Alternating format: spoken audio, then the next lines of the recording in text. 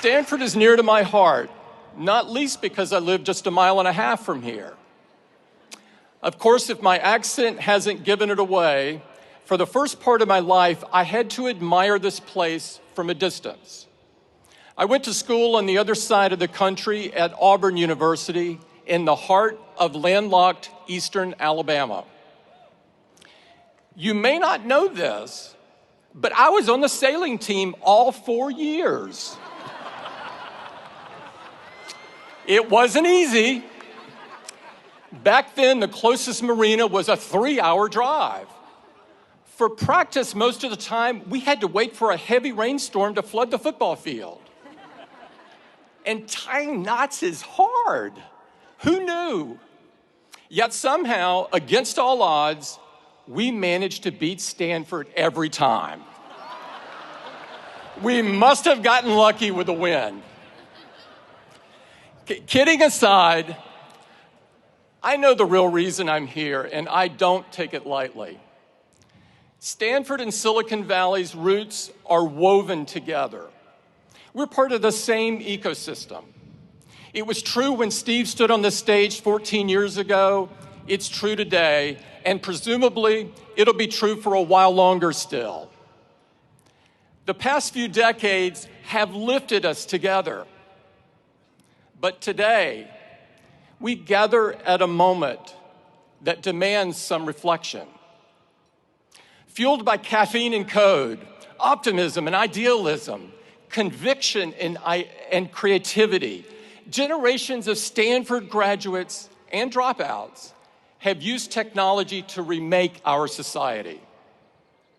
But I think you would agree that lately, the results haven't been neat or straightforward. In just the 4 years that you've been here at the farm, things feel like they've taken a sharp turn. Crisis has tempered optimism. Consequences have challenged idealism. And reality has shaken blind faith. And yet we are still drawn here for good reason. Big dreams live here, as do the genius and passion to make them real. In an age of cynicism, this place still believes that the human capacity to solve problems is boundless. But so it seems is our potential to create them. That's what I'm interested in talking about today.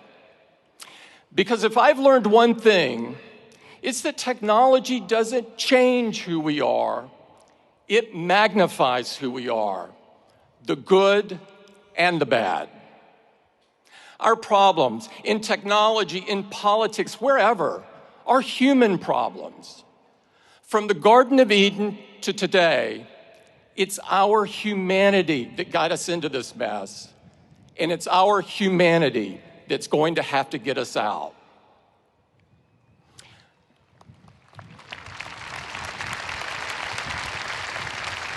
First things first, here's a plain fact.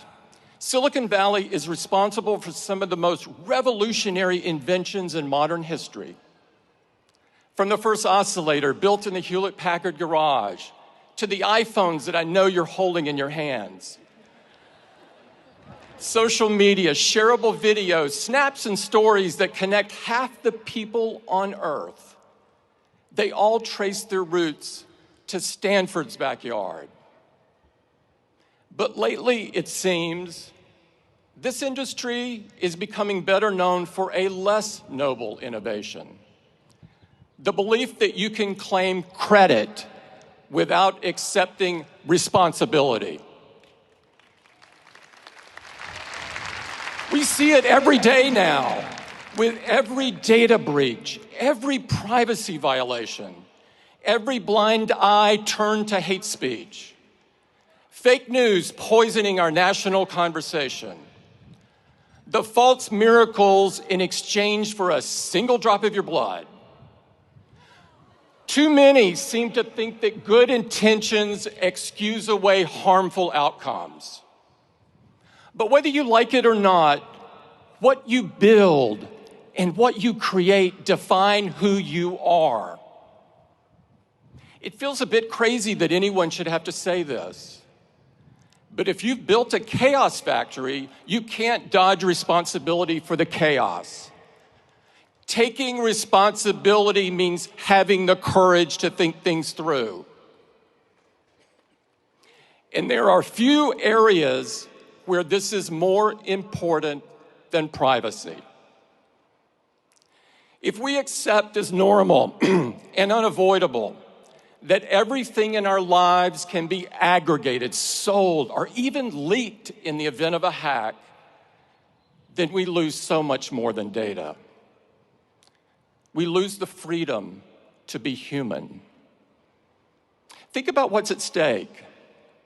Everything you write, everything you say, every topic of curiosity, every stray thought, every impulsive purchase, every moment of frustration or weakness, every gripe or complaint, every secret shared in confidence.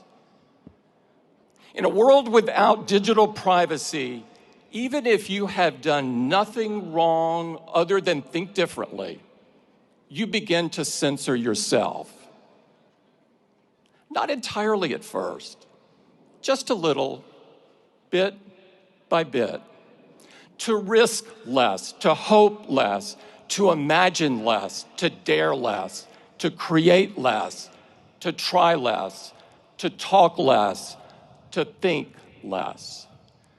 The chilling effect of digital surveillance is profound, and it touches everything.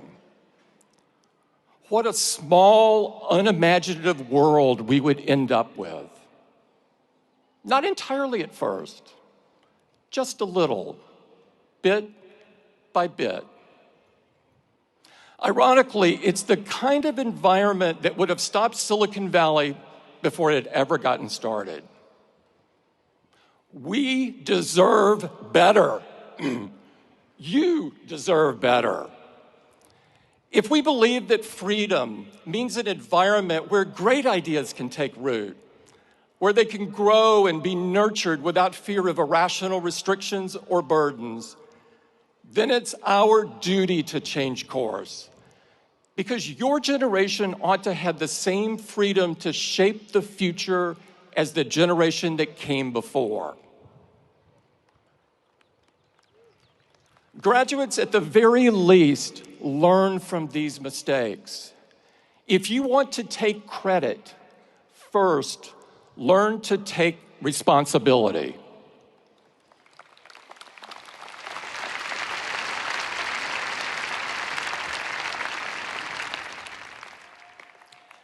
Now, a lot of you, the vast majority, won't find yourselves in tech at all.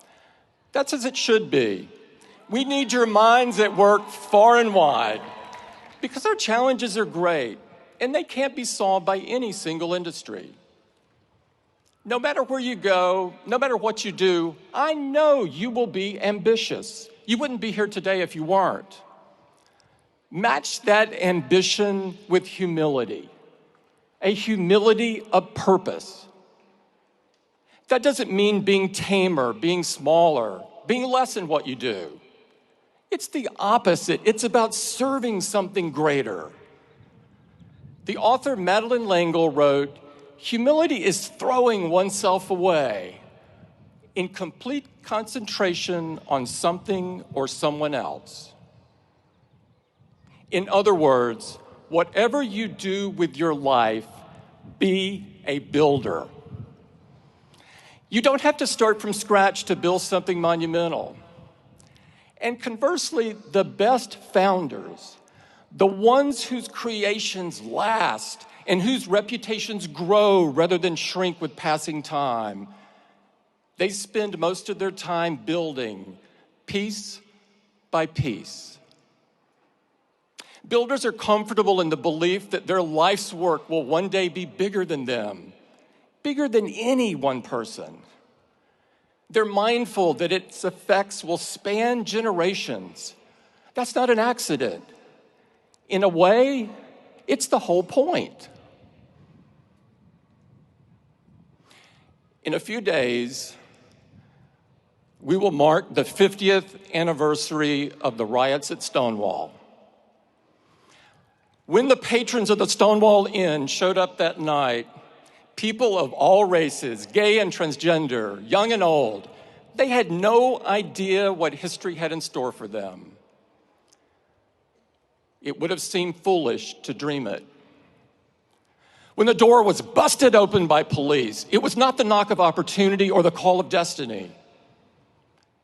It was just another instance of the world telling them that they ought to feel worthless for being different.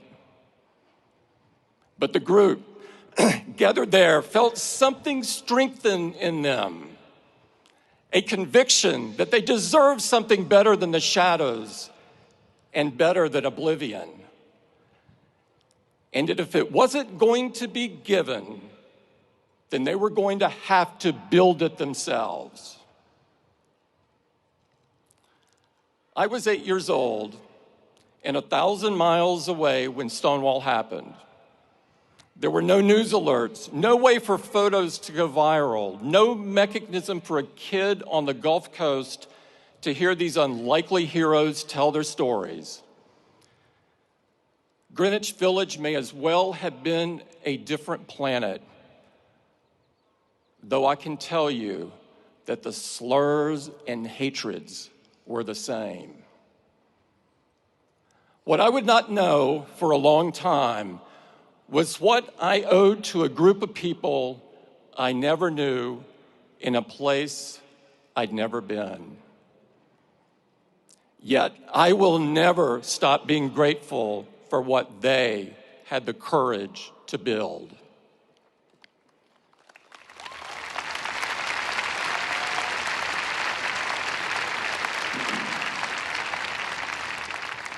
Graduates, being a builder is about believing that you cannot possibly be the greatest cause on this earth because you aren't built to last. It's about making peace with the fact that you won't be here for the end of the story. That brings me to my last bit of advice. 14 years ago, Steve stood on this stage and told your predecessors, your time is limited, so don't waste it living someone else's life. Here's my corollary. Your mentors may leave you prepared, but they can't leave you ready.